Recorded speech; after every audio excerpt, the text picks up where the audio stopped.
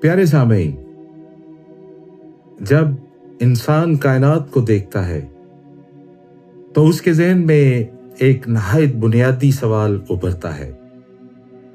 हम हर चीज़ के बारे में पूछते हैं कि ये कहाँ से आई और किसने इसे वजूद बख्शा। मगर फिर एक मरहला ऐसा भी आता है जब यही सवाल खुदा के बारे में भी पूछा जाता है। अगर कायनात का आगाज है तो क्या खुदा का भी कोई आगाज है?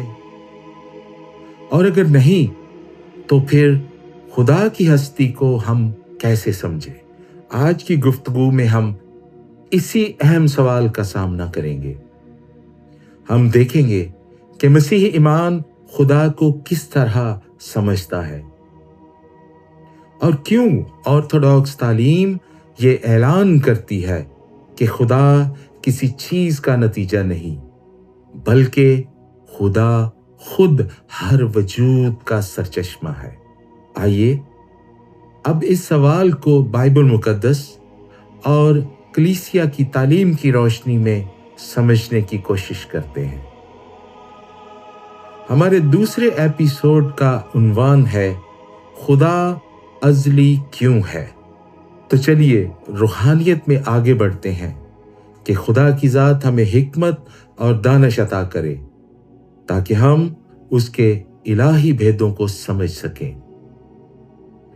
इंसान जब कायनात के बारे में सोचता है तो उसके ज़हन में बाज गहरे सवाल पैदा होते हैं। इन्हीं में से एक सवाल ये है कि अगर सब कुछ पैदा किया गया है तो खुदा को किसने पैदा किया? ये सवाल बहुत पुराना है। माजी और आज के दौर में बहुत से लोग भी इसे समझना चाहते हैं। ये सवाल सादा दिखाई देता है मगर दरअसल बहुत गहरा भी है, क्योंकि अगर हम ये ना समझ पाए कि खुदा कौन है तो हम तख्लीक, नजात और ईमान को भी सही तरह नहीं समझ सकते। इसलिए सबसे पहले हमें एक बुनियादी फर्क समझना होगा। अक्सर लोग कहते हैं हर चीज का कोई ना कोई सबब होता है, लेकिन ये जुमला मुकम्मल तौर पर दुरुस्त नहीं। दुरुस्त जुमला या दुरुस्त बात यह है कि हर वो चीज जो वजूद में आई है उसका कोई सबब होता है।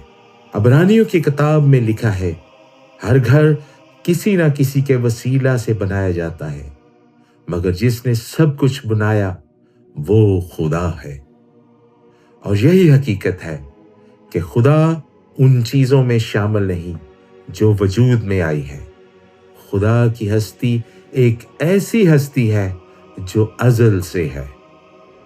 खुरूज की किताब में लिखा है कि जब मूसा ने खुदा से उसका नाम पूछा तो खुदा ने फरमाया मैं हूं जो हूं।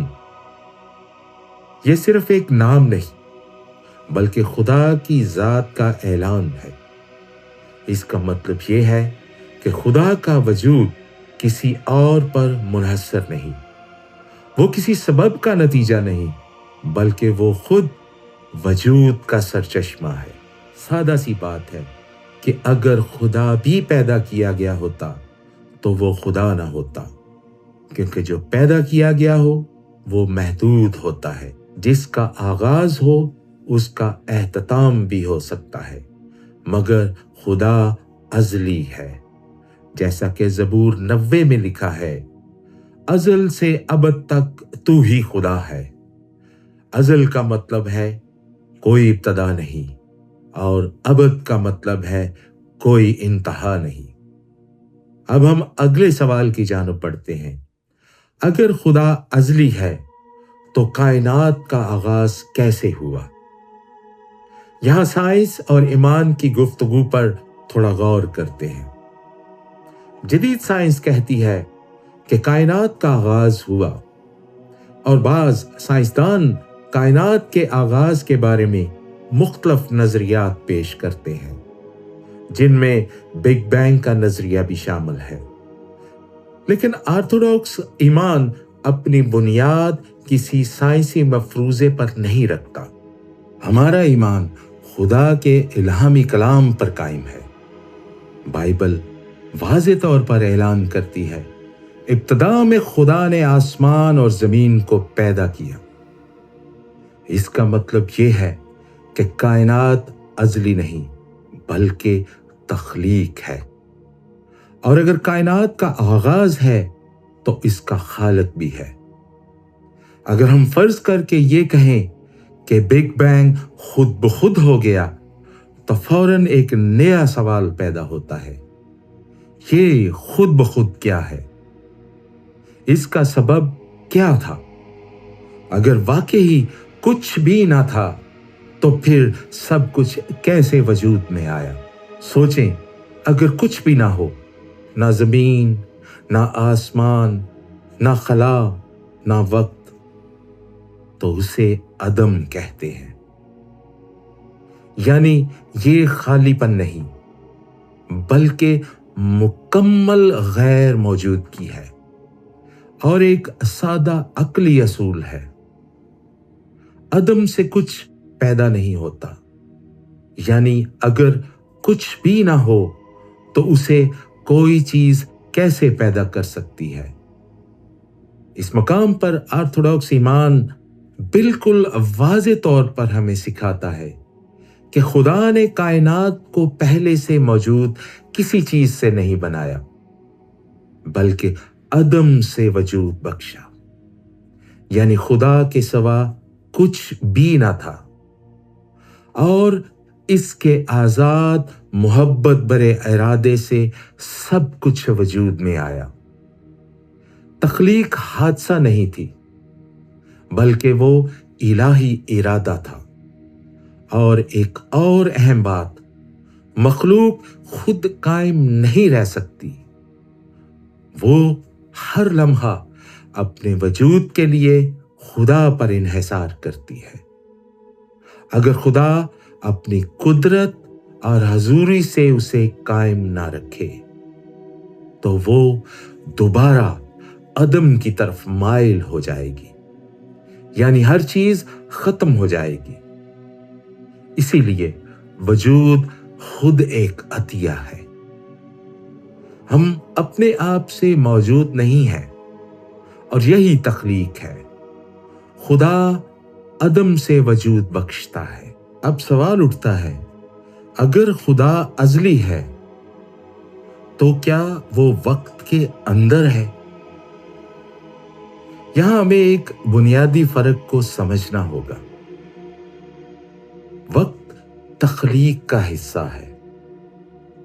जब खुदा ने कायनात को वजूद दिया तो उसी के साथ वक्त भी शुरू हुआ। इसी तरह लफ्ज पहले कहना भी दुरुस्त नहीं, क्योंकि पहले भी वक्त का लफ्ज है। खुदा वक्त के अंदर मौजूद कोई कदीम हस्ती नहीं, वो वक्त का खालिक है। मिसाल के तौर पर मुसन्नफ कहानी के अंदर नहीं होता, मगर पूरी कहानी उसके अख्तियार में होती है। इसी तरह खुदा वक्त के अंदर महदूद नहीं, बल्कि वक्त उसी की तख्लीक है। लेकिन इंसान वक्त के अंदर जीता है। हम इसे यूं बयान करते हैं, गुजरा हुआ कल, आज और आने वाला कल। लेकिन वक्त खुद मखलूक है। जब तख्लीक हुई तब वक्त का आगाज हुआ। इससे पहले वक्त का तस्वर ही नहीं था।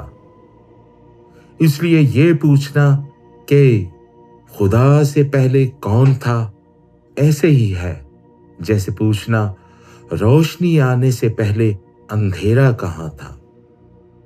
अंधेरा कोई वजूद नहीं, वो सिर्फ रोशनी की गैर मौजूदगी है। इसी तरह पहले का सवाल वक्त के बगैर बेमानी है। सवाल ही गलत फ्रेम में है। खुदा वक्त के अंदर महदूद नहीं, बल्कि वक्त उसके हुक्म से वजूद में आया। अमाल की किताब में लिखा है, हम उसी में जीते, चलते और मौजूद हैं। हम वक्त में रहते हैं, मगर वक्त खुदा की तख्लीक है। अब हम एक अहम सवाल का सामना करेंगे। अगर खुदा अज़ली है, तो क्या बाप पहले था और बेटा बाद में आया? जवाब है नहीं। मुकद्दस यूहन्ना की अंजील में लिखा है, इब्तिदा में कलाम था और कलाम खुदा के साथ था और कलाम खुदा था।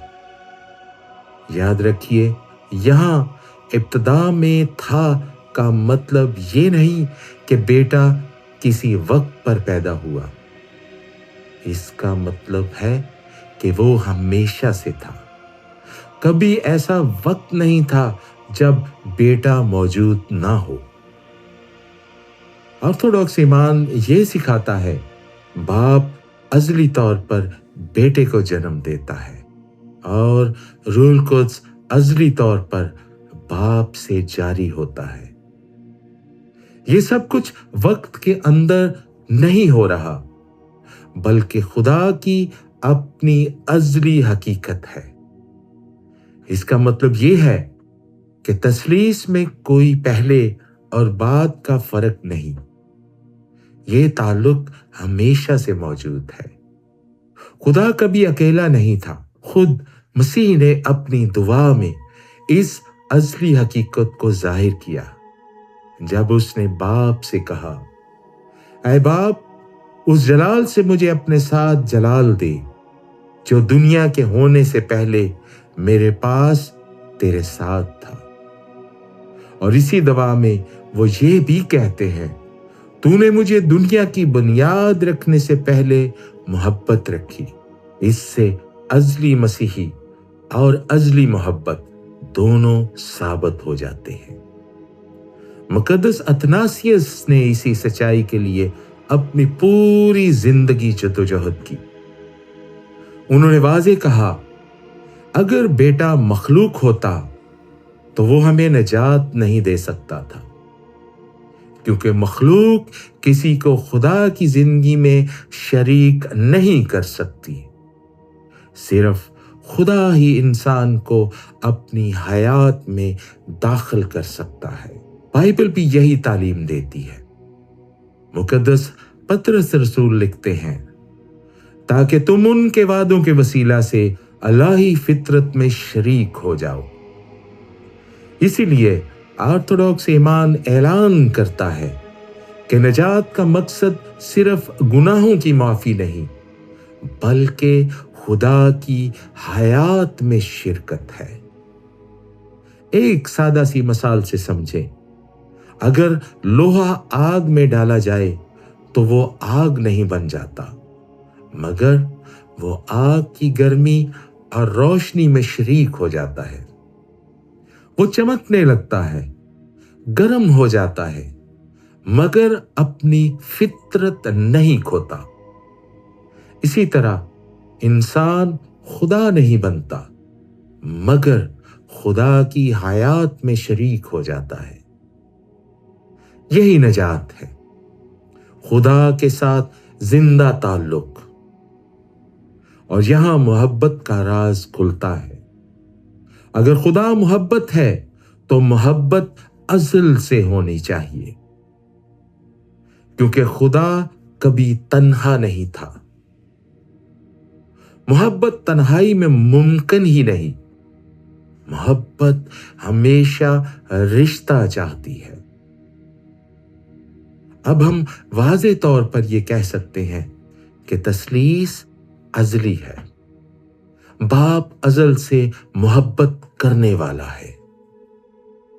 बेटा अज़ल से उस मोहब्बत का कामल जवाब है, और रूह कुद्स उस मोहब्बत की जिंदा और अब्दी रब्त है।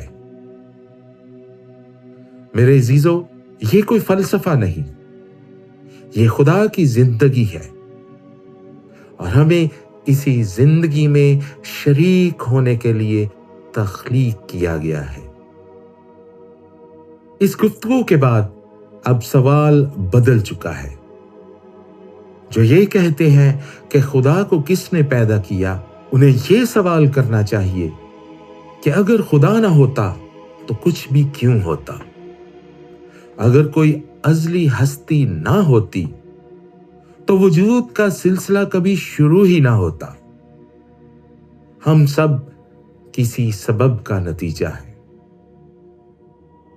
लेकिन अगर हम इस सिलसिले को पीछे की तरफ देखें तो हम एक ऐसी हस्ती तक पहुंचते हैं जो गैर मोहताज, गैर मखलूक और अज़ली है, और वो खुदा है।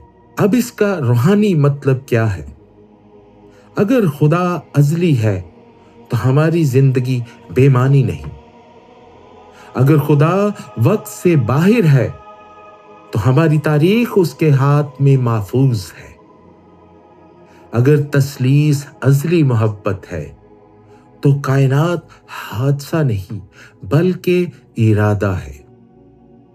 और अगर खुदा वजूद का मंबा है तो उससे जुदा होना मौत है। बस जब हम पूछते हैं किसने खुदा को पैदा किया, हम दरअसल अपनी महदूद अक्ल को अज़लियत के सामने ला खड़ा करते हैं। खुदा पैदा नहीं किया गया, वो अज़ल से है, वो वजूद का सरचश्मा है, वो मोहब्बत है, वो तस्लीस है, और हम उसी में जीते, चलते और मौजूद हैं। बस मेरे अजीजों, आज हमने ये सीखा कि खुदा किसी सबब का नतीजा नहीं बल्कि हर सबब का मंबा है। वो किसी ने पैदा नहीं किया बल्कि वो खुद जिंदगी का सरचश्मा है। वो वक्त के अंदर महदूद नहीं बल्कि वक्त उसके इरादे से वजूद में आया। वो आगाज का मोहताज नहीं क्योंकि वो खुद हर आगाज का खालिक है। और वो तन्हा नहीं, वो अज़ल से मोहब्बत की कामल रफाकत है।